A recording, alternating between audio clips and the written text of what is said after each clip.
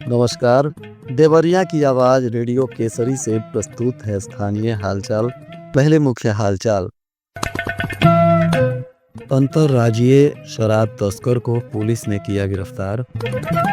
मूक बधिर जनों को किया जा रहा है जागरूक।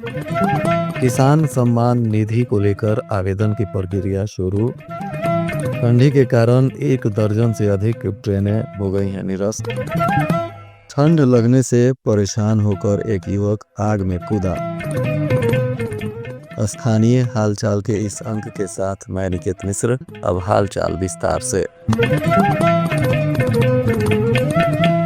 सबसे पहले नव वर्ष की आप सभी श्रोताओं को ढेर सारी शुभकामना। रेडियो केसरी परिवार की तरफ से आप तमाम श्रोताओं को बहुत बहुत बधाई। आने वाला नया साल आप सबके जीवन में ढेर सारी खुशियां लेकर आए। आप सभी निरंतर उत्कृष्ट ऊंचाइयों को छूते रहें, यही हमारी ईश्वर से प्रार्थना है। श्रीरामपुर थाना की पुलिस ने ऑपरेशन प्रहार के तहत एक अंतर्राज्यीय शराब तस्कर को गिरफ्तार किया है। इसकी 4 पहिया गाड़ी से भारी मात्रा में शराब भी मिली है। बताया जा रहा है कि गाड़ी पर फर्जी नंबर प्लेट लगा हुआ था और यह शराब बिहार में सप्लाई के लिए जा रही थी। इसकी गाड़ी से 80 पेटी अवैध देशी शराब पलटी बबली मिली है, जो कुल 720 लीटर से अधिक बताई जा रही है। पकड़ा गया आरोपी रवि पुत्र राम नरेश प्रसाद, यह रुकड्डीपुर थाना दरौदा जनपद सिवान बिहार का रहने वाला है। इस आरोपी की गाड़ी और शराब को जब्त कर इस पर आबकारी अधिनियम के तहत कार्रवाई की जा रही है। महिंद्रा स्कॉर्पियो गाड़ी से यह शराब लेकर बिहार में सप्लाई के लिए जा रहा था। तभी पुलिस ने हाता बाजार के पास मुखबिर की सूचना पर छापेमारी करते हुए इसे दबोच लिया। देवरिया के विकास खंड देसई देवरिया स्थित कृषि उप केंद्र पर प्रधानमंत्री किसान Samman Nidhi farmer registry portal फिर से खुल गया है। पोर्टल खुलने के बाद किसान योजना के लिए आवेदन करने में जुट गए हैं। प्रधानमंत्री किसान सम्मान निधि योजना के तहत केंद्र सरकार किसानों को सालाना 6,000 रुपए की आर्थिक सहायता प्रदान करती है। यह राशि किसानों को 3 किस्तों में 2-2 हजार रुपए कर सीधे उनके बैंक खातों में भेजी जाती है। इस योजना का लाभ किसानों को मिलता है जिनका नाम विरासत में दर्ज है या जिनके नाम से इंतखाब यानी जमीन का रिकॉर्ड है। यह योजना उत्तर प्रदेश सहित पूरे देश के किसानों के लिए संचालित की जा रही है। पिछले कुछ समय से इस योजना के लिए पोर्टल काम नहीं कर रहा था, जिससे कई किसान अपना पंजीकरण नहीं करा पा रहे थे। अब दोबारा पोर्टल चालू होने से जो वंचित किसान हैं वे भी योजना का लाभ लेने के लिए रजिस्ट्रेशन कराने में जुट गए हैं। पुलिस अधीक्षक संजीव सुमन के निर्देश पर यातायात पुलिस ने लोगों को जागरूक करने के लिए अभियान चला रखा है। इसी कड़ी में मूक बधिर जनों को भी जागरूक करने के लिए विशेष अभियान चलाया गया। इस दौरान मूक बधिर युवती शानवी द्वारा मूक बधिर लोगों को यातायात नियमों के संबंध में सांकेतिक भाषा के माध्यम से जागरूक किया गया। यह कार्यक्रम समाज के उस वर्ग के लिए अत्यंत उपयोगी सिद्ध हुआ जिन्हें सामान्य माध्यमों से यातायात नियमों की जानकारी प्राप्त करने में कठिनाई होती है। कार्यक्रम के दौरान शानवी ने सड़क सुरक्षा, ट्रैफिक सिग्नल, हेलमेट और सीट बेल्ट के प्रयोग, गति सीमा तथा सुरक्षित वाहन संचालन जैसे महत्वपूर्ण विषयों पर संकेतों के माध्यम से विस्तार से मूक बधिर जनों को जानकारी दी। जनपद में घना कोहरा से तो कुछ राहत मिला है, लेकिन कड़ाके की ठंड और गलन ने जनजीवन को पूरी तरह से प्रभावित किया है। अधिकतम तापमान 17 और न्यूनतम 8 डिग्री तक पहुंच जा रहा है। शीतलहर के कारण रेलवे ने 1 दर्जन से अधिक ट्रेनों को रद्द कर दिया है। पिछड़े पखवाड़े भर से जारी ठंड ने आम जनजीवन को अस्त व्यस्त किया है। सुबह शाम गलन इतनी तेज हो रही है कि घरों से निकलने से लोग कतरा रहे हैं। सड़कों के किनारे रहने वाले बेघर लोग गत्ता, लकड़ी और कचरा इत्यादि जलाकर खुद को गर्म करते हुए भी नजर आ रहे हैं। खासकर इस ठंडी की मार सर्वाधिक दैनिक मजदूरों पर पड़ रही है, जिनके काम काज पर इसका बुरा असर है। कई मजदूरों को बिना काम के ही लौटना पड़ रहा है। वहीं ठंड बढ़ने के साथ ही बाजार में गर्म सामानों की मांग भी तेजी से बढ़ गई है। गोरखपुर छपरा इंटरसिटी एक्सप्रेस में मंगलवार की देर शाम देवरिया के गौरी बाजार स्टेशन के पास धुआं उठने से हड़कंप मच गया। ब्रेक ग्रिप के पहिए से रगड़ने के कारण यह स्थिति बनी, जिसके बाद लोको पायलट ने सतर्कता बरतते हुए ट्रेन को रोक दिया। चौरी चौरा स्टेशन पर ठहराव के बाद गौरी बाजार रेलवे स्टेशन से आगे बढ़ते ही इंजन बोगी के पास पहिए में ब्रेक ग्रिप रगड़ने से अचानक धुआं निकलने के बाद एक यात्री और रेलवे कर्मी ने तुरंत इसकी सूचना लोको पायलट को दी। ट्रेन रुकने के बाद रेलवे कर्मचारियों ने मौके पर पहुंचकर जांच की तो पाया कि ब्रेक ग्रिप पहिए से रगड़ खा रही थी, जिसके बाद इसको ठीक किया गया। इस दौरान काफी देर तक वहां हड़कंप मचा रहा और यात्री भी परेशान दिखे।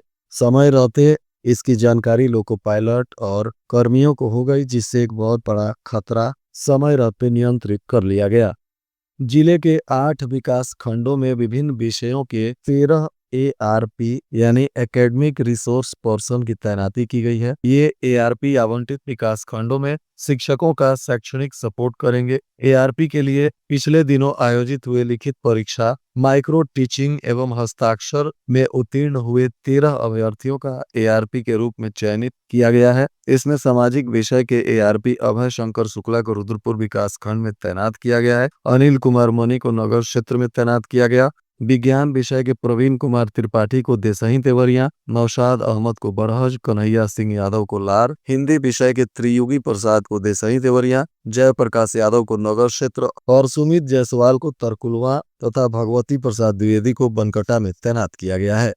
इधर सुरौली थाना क्षेत्र के पास एक अजीब घटना हुई। बताया जा रहा है कि परसा जंगल के समीप सोमवार की रात अजीबो गरीब मामला सामने आया। भीषण ठंड से परेशान एक युवक ने पहले पुआल में आग लगाई और फिर उसमें कूद पड़ा, जिससे युवक गंभीर रूप से झुलस गया। जिसके बाद स्थानीय लोगों के सहयोग से उसे महर्षि देवराहा बाबा मेडिकल कॉलेज में भर्ती कराया गया है। प्रत्यक्षदर्शियों के मुताबिक युवक नशे में था और रुद्रपुर कोतवाली क्षेत्र के एक गांव का एक मजदूर बताया जा रहा है। रात में मजदूरी कर कहीं से आ रहा था। अभी वह फरसा जंगल के पास पहुंचा था कि ठंड से कांपने लगा। प्रत्यक्षदर्शियों के मुताबिक राहत के लिए उसने पुआल में आग लगाई, फिर साइकिल फेंक कर खुद उसने आग में छलांग लगा दी।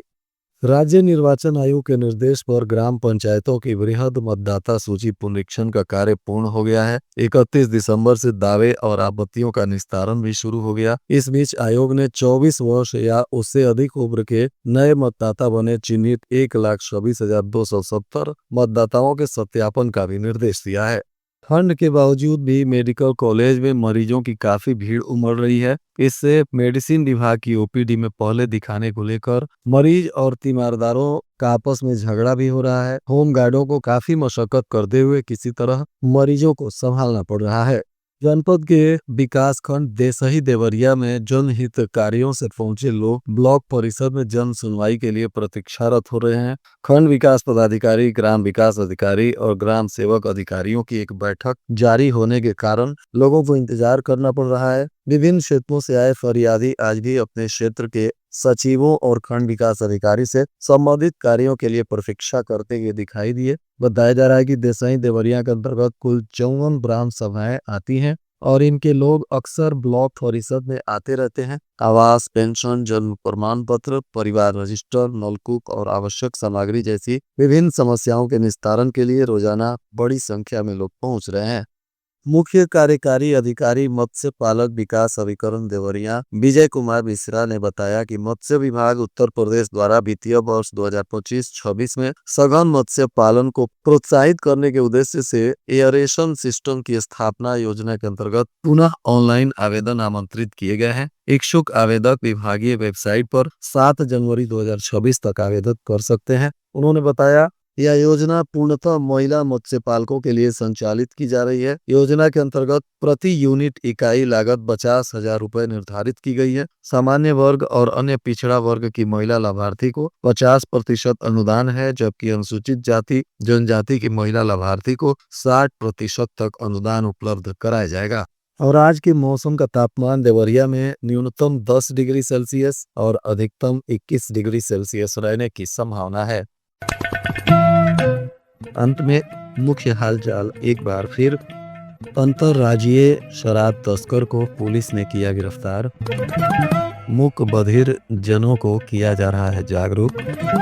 किसान सम्मान निधि को लेकर आवेदन की प्रक्रिया शुरू। ठंडी के कारण 1 दर्जन से अधिक ट्रेनें हो गई हैं निरस्त। ठंड लगने से परेशान होकर एक युवक आग में कूदा। इसके साथ ही रेडियो केसरी से प्रसारित स्थानीय हालचाल का यह अंक समाप्त हुआ। नमस्कार।